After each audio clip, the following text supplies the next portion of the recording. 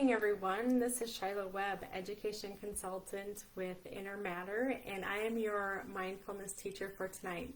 So Ryan Lockey, another mindfulness teacher, and I have committed to providing you some guided mindfulness lessons for 8 weeks.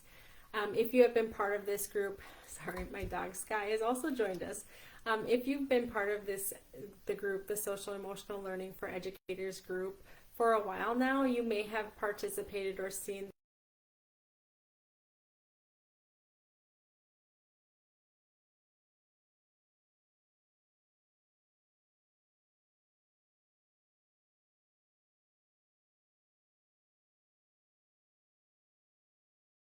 these 8 weeks that we're going to do. We're committed to giving you pretty much all practice and very little talk.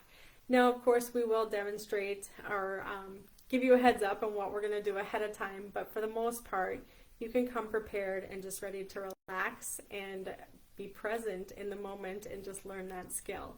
So we'll come on live. I really encourage you to be live with us as much as possible. For the sake of, if you're live with us and we're part of a community, it helps us all stay accountable, right? And also, when a lot of times when we watch recordings, we will push pause if we get interrupted. So where if you're committed to being live here, you're committed to the entire practice from start to finish. Now, we will have interruptions, right? Most of us are sitting in our homes and we have a dog that comes up, or we might have a child that needs our attention in the background.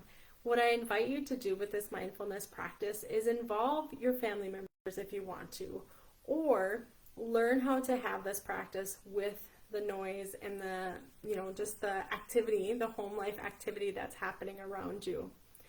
That's been one of the biggest benefits of my mindfulness practice, is learning how to do this and integrate it with my home life as well as my work life.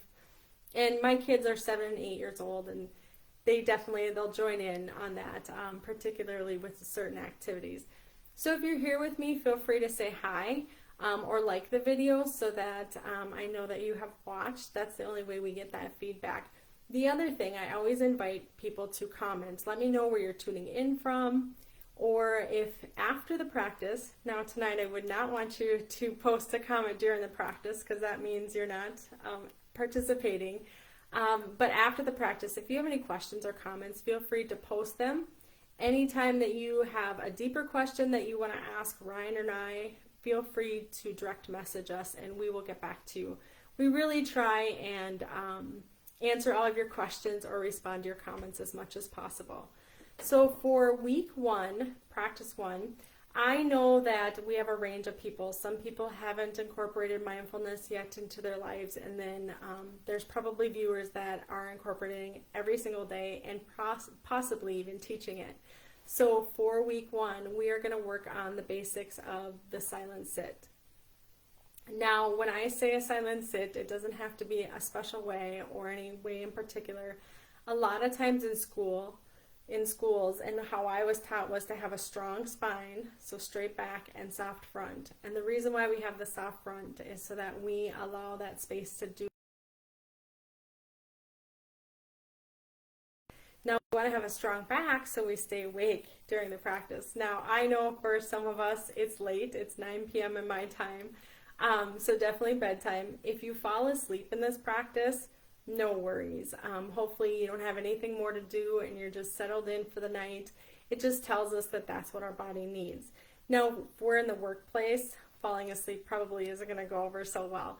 So you'll want to make sure that you are propped up and sitting up nice and straight. If you get that time to just gently do a quick silent sit at work, just a few seconds, even 30 seconds throughout a crazy day can really settle our nervous system and help us get that reset that we need. Underneath me, I have a seat cushion.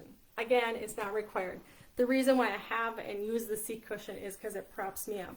Now, if you have a physio ball, that will do the same thing. Otherwise, alongside me in this living room space, there is a couch and a chair. And so when I've done silent sits, I've also just kind of relaxed back into them and just sat and just let my body and my muscles relax as much as possible. So if you remember the past sessions on breathing correctly or any of the mindfulness, the more that we relax our muscles and we are getting in that deep breath and that calm breathing, the bigger the benefit that we get from these practices, and the more likely our stress response system is going to be able to calm in the time that we just take that pause throughout a day. So these videos, the replay of this video will be up on the Facebook group for a while. If you don't get a chance to tune in, we're going to do it Sunday evening, same time, every single week, 9 p.m. Central Time, 7 p.m. Pacific Time, which is Ryan's time zone. And we're aiming to do this 15-20 minutes of practice. If you don't get a chance to join us live, the replay will be available for you. Okay, so let's get started. Silent sit. Find a space around you. Go ahead and just sit. Get comfortably. If you're sitting on the floor, again, you can just have a strong back, soft front. We want to pull up our neck a little bit. It's easy for us, especially when we're stressed, to get really slouched over and hunched. Slunched. This is what happens when it's late and I'm trying to do this. So slouched over. When we do that, we actually restrict our breathing. So that is another reason we want to, in yoga, they teach us pull those shoulders back a little bit, allow them to settle down. Again, relaxing our stress response system and telling all is well and we're nice and calm. Just relax your arms to the side. You can let them fall down if you want, or gently lay on your lap. So when you are feeling comfortable enough, I invite you to close your eyes and keep your eyes closed for this experience. Gently closing your eyes. Notice if your eyelids are squeezed tight. If they are, just relax those muscles.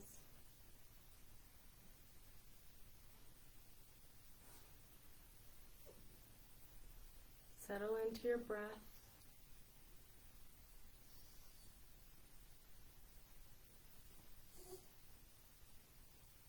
Any noises that you hear in the background, just invite them to become part of the practice.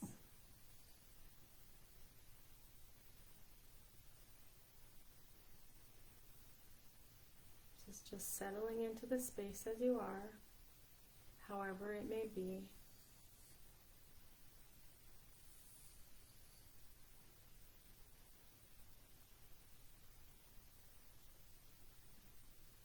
Filling up our belly with an inhale.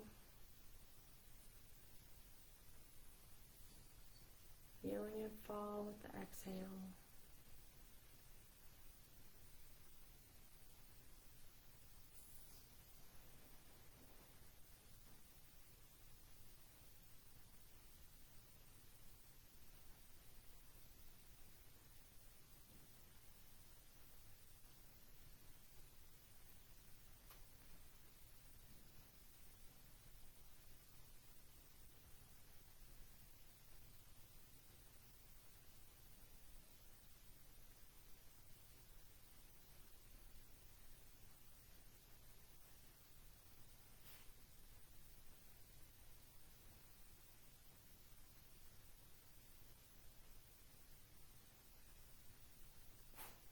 As we relax into this position and our breathing, we can feel our muscles relax even more.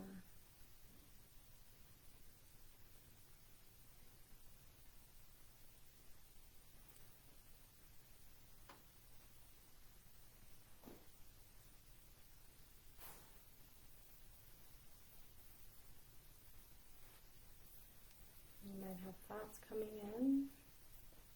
Feel free to observe them and allow them to pass on through.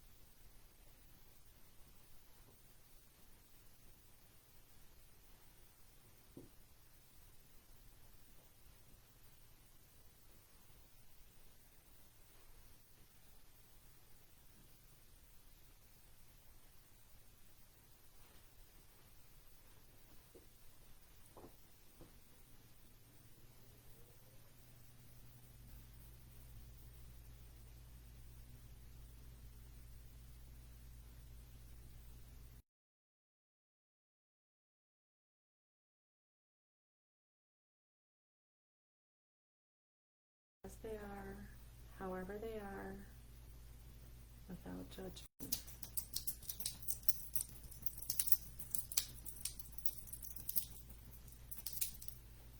So inviting noises like my dog scratching.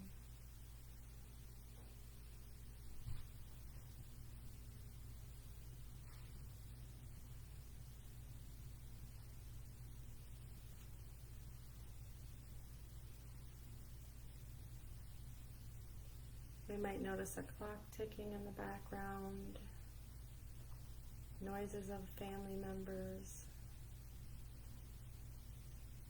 allowing all that to happen around us without disturbing our practice.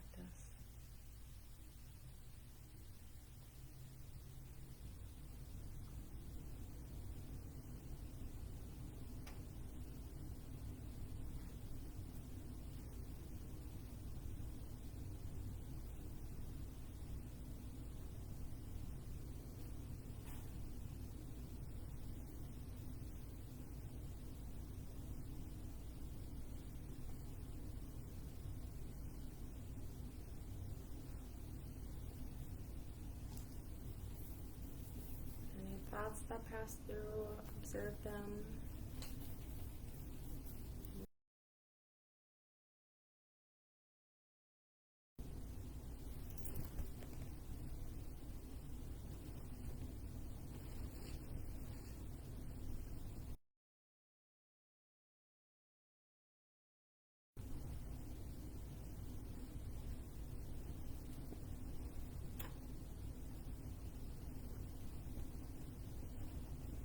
Tuning into your breathing.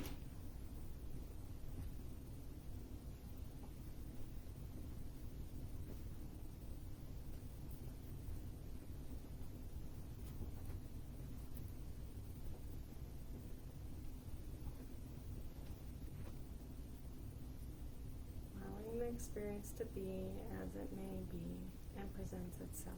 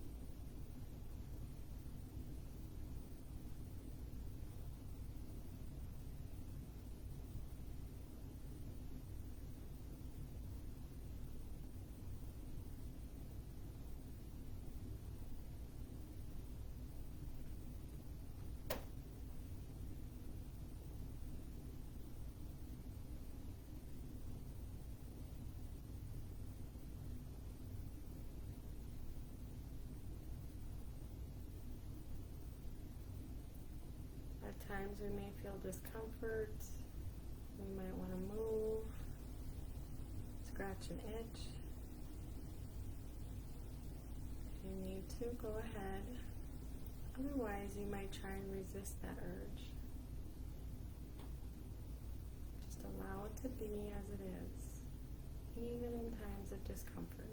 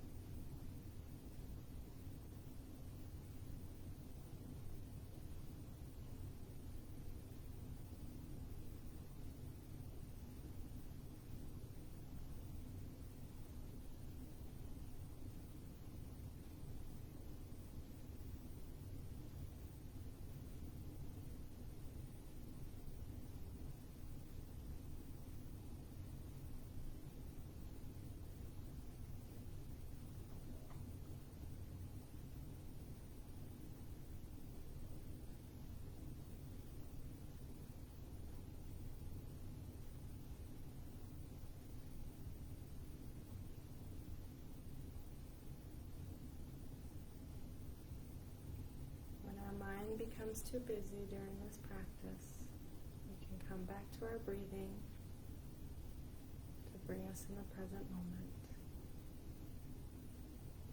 Feeling the coolness of an inhale and the warmth of an exhale.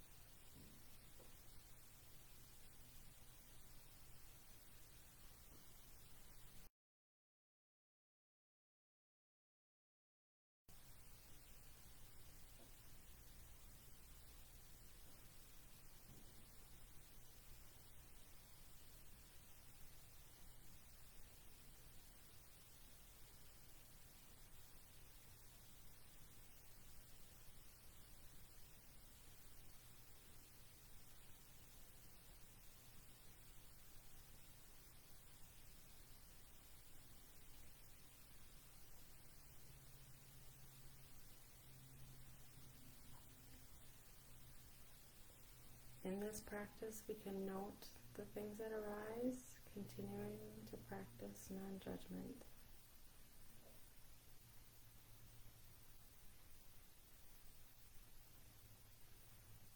It's not good or bad, it just is.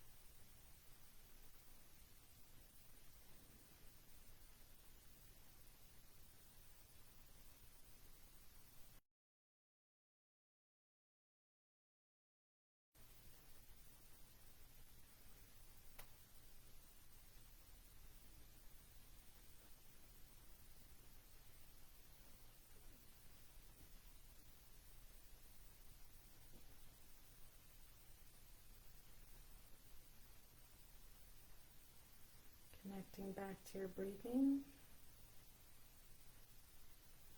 feeling your belly fill up in the inhale, the fall of an exhale.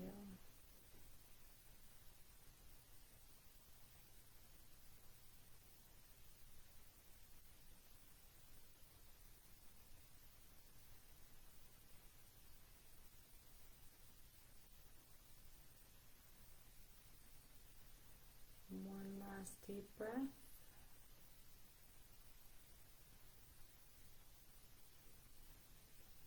And when you're ready, I invite you to slowly open your eyes.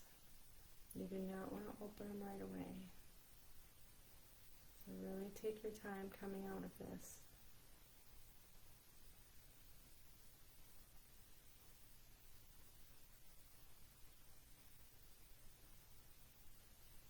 Slowly allowing light to come in.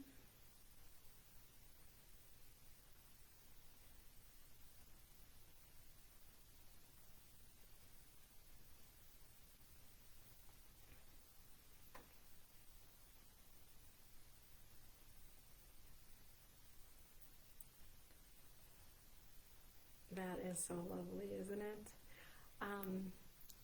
You know, when Sky first started, I kept thinking, oh no, Sky, don't. don't get an attitude right now while we're going to do this, but it was such a gift for her to be part of this practice. And because what we noticed is she really tried to fight for my attention, and that's what the outside world does, right? All day long, it really fights for our attention. And I stayed consistent and just maintained my space and was not going to give her that extra attention. And so what happened there was she actually then came to me, and she is laying right next to me, completely eyes closed, probably even sleeping. So we can do this same type of activity in our homes. And I know at first we think, oh, our kids, they're going to continue to disrupt us. And mine were 2 and 3 when I first started this. And what I do is I set the timer on my cell phone. So they know that if I'm sitting there with my eyes closed, they check the timer right away. And then they know not to bother me. So I really invite you to do that, because the more we can practice this and not allowing our external factors influence us, the stronger you're going to be when something gives you that tug and pull during the day, particularly at work.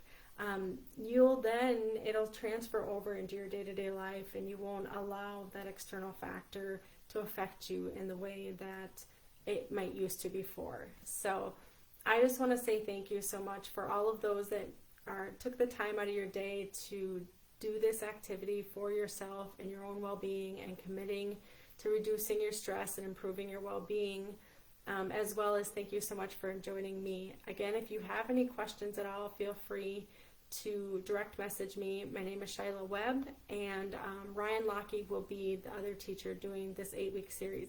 I look forward to seeing you all again next Sunday, same time, same place, in the Social Emotional Learning Group for Educators. Thank you again, everyone. Have a wonderful week, and we'll see you soon.